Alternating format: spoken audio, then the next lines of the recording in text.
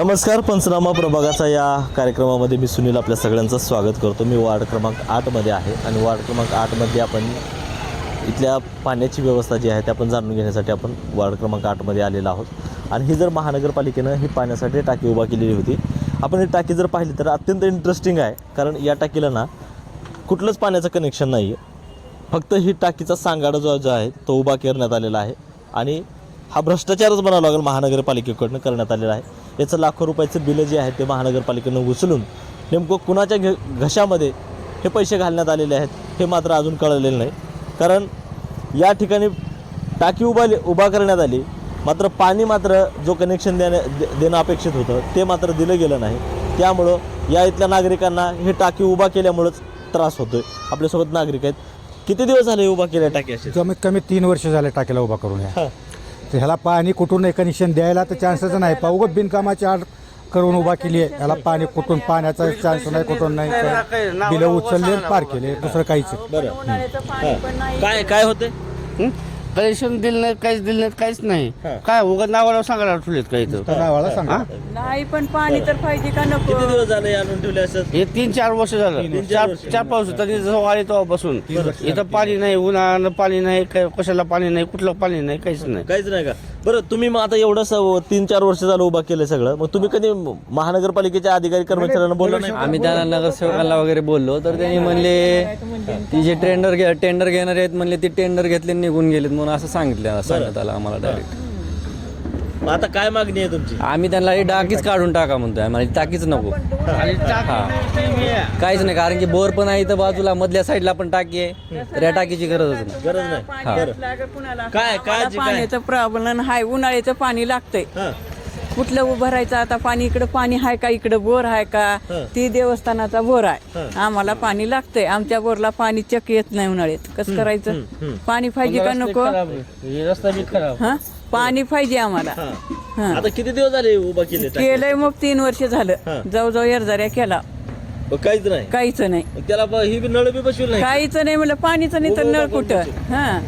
उभा करून बसवलंय, पण पाण्याचं काय तर आता उन्हाळ्यात लागतंय का नाही? कुठं पाणी आहे का? ह्या गल्लीत विचारा, कुठून पाणी नाही.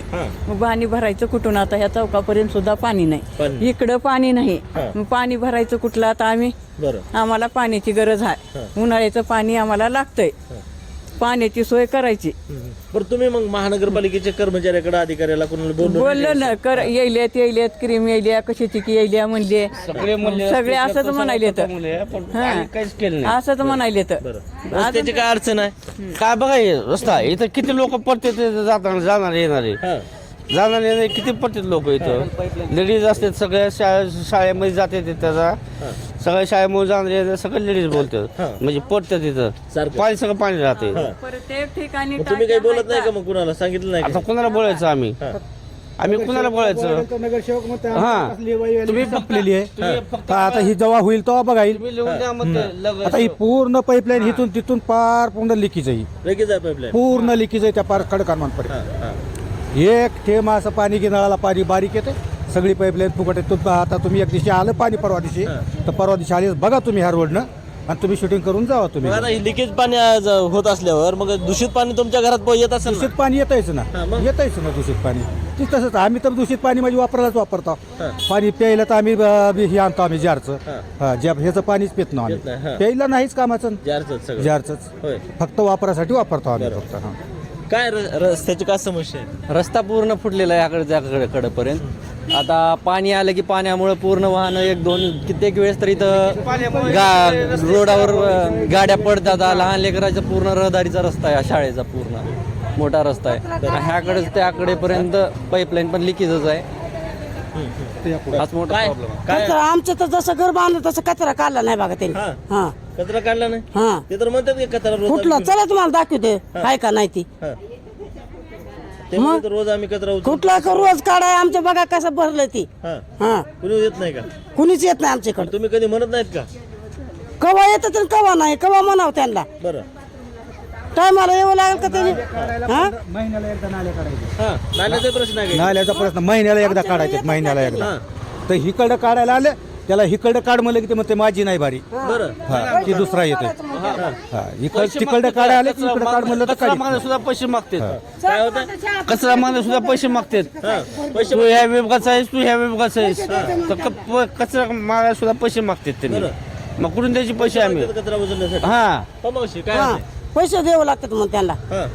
पैसे दिले तर कचरा हा उचलणार. नाही तर नाही बरं मग कसं करायचं सांगा त्या गोदावरी शाळेपासून चालत तुम्हाला दाखवते सगळा कचरा हा आहे. तसाच आहे भरलेली नाली भरलेली आहे बरं हा तुम्ही तर बघितलं महानगरपालिकेचे अधिकारी कर्मचारी कोणी येत नाहीत का इकडे कुणीच येत नाही आमच्याकडे बघाय कर्मचारी बघायला येत नाही तेवढं मतदान टाका म्हणून तेवढं येते ते बघा दुसरं काय नाही. चपराशी येतंय एक बैला आणतंय झाडून काढायला तिथं तेवढं पटांगण झाडते फोटो काढतंय आणि जाते निघून फक्त फोटो काढते फोटो काढतंय झालं बरं हा होय एवढं काढलं की झालं इकडे तर बाईचं नाही झाडायला आमच्याकडे सुद्धा कोणी येत नाही जात नाही कचरा काढायला येते फक्त फोटो काढतात मोबाईलवर असं दाखवतात फक्त मोबाईलमध्ये कॅश जी मोबाईलला आपल्या घरावर लावलीत ते फक्त फोटो काढतात आणि जातात कचरा मागितलं घेऊन जा म्हणलं तर पैसे मागतात लगेच आम्हाला ते गटार जरा थोडे गटार आहेत ना ते थोडा गटारी लहान झाले तो मोठे वजनी ते साफ आणि गटार साफ नीट केले नाहीत म्हणजे नीट केलेले नाहीत उभे ओबडधोबड करून मोकळे झालेले आहेत कॉन्ट्रॅक्ट दिलेले आहेत पण ते केले नाहीत आणि रस्ताही बरोबर झालेला नाही रस्ता कच्च्या टाईपमध्ये केलेला आहे सगळे रस्ते तडकून पाणी मुरजून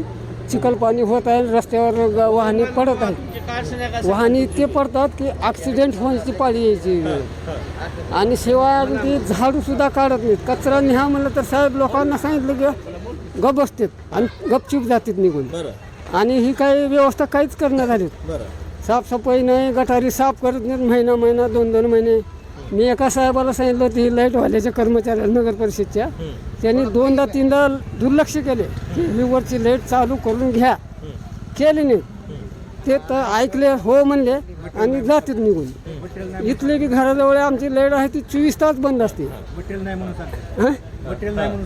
हां मटेरियल नाही पाण्याची टाकी किती दिवस झालं ही 2 वर्ष झालं 2 वर्ष का 2.5 वर्ष झाले चालूच नाही पाणी देतो म्हणते तर विचार बी करत नाहीत कोणी येत बी काहीच नाहीत नाही. नगरसेवकाला सांगितलं तर नगरसेवक सुद्धा होय होय म्हणते तर निघून जातात तर सांगतो म्हणते साहेबाला फोन करून पण येतच नाही बरं एवढे आम्हाला एवढी पाण्याची आभाळ होते उन्हाळ्यात पाणी मिळत नाही 15 दिवसाला नळाला पाणी असलं की मग ती अडचण एवढी होते की विचारू नका बरं कोण आहेत नगरसेवक इकडं इथं ते मनोज सूर्यवंशी आहे मनोज सूर्यवंशी का हां त्यांना सांगा गेलं सांगतो म्हणते तर बरं म्हणते निघून जातात बरं एवढी तक्रार अशी आहे की विचारू नका आता 2.5 वर्षापासून महानगरपालिकेवर प्रशासनाचं राज्य आहे हां मग इथं अधिकारी कर्मचारी कोणी आले का नाही कोणी आले पुन्हा नाही अधिकारी कोणी आले कर्मचाऱ्यांना नाही भेटलात का कोणी नाही? विचारले नाहीत काहीच बोलले नाहीत आम्हाला विचारले सुद्धा नाहीत येऊन आता तिथं झाडू लावा म्हणलं आमच्या दारासमोर काही रस्त्यावरला तर हो नाही म्हणते तर तेवढा चौक झाडतात रत्नापूर चौक आणि निघून जातात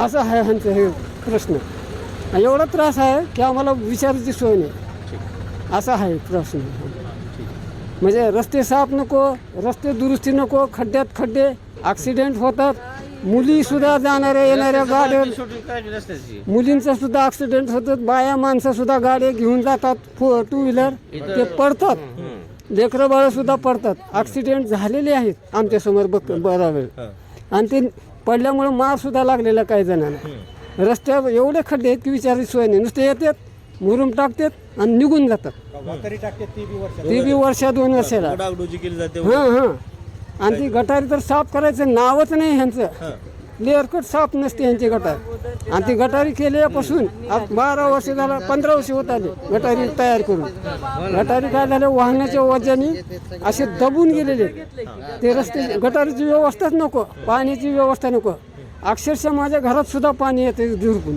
बरं म्हणजे कचऱ्याचं कसं आहे कचऱ्याचं काय असंच आहे कशाचं आलंय येतच नाही तर काय कचऱ्याला येतात कधी गाडी येते कधी असं करून जातात कधी येते उगा ती बाहेर लावलेला आहे नेला कचरा बरोबर काय ती का राखत बसावं का आम्ही कुठून बघायचं आम्ही बिल का राखत बसावं का तिथं म्हणजे नेला कचरा तिथं दाबायचं की जायचं फक्त पाण्याची सोय करायला पाहिजे आमच्या गल्ला पाणी नाही उन्हाळ्यात दुनियाचं परेशानी उठली इकत पाणी घ्यावं लागले हां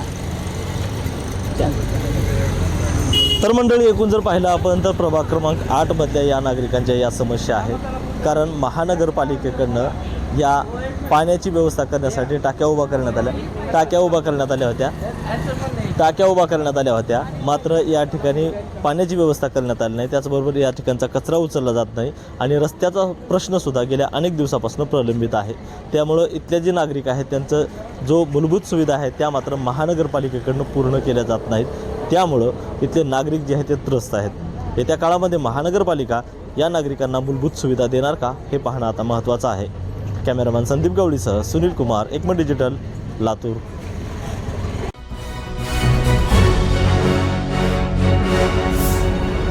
Thanks for watching Ekmat Digital.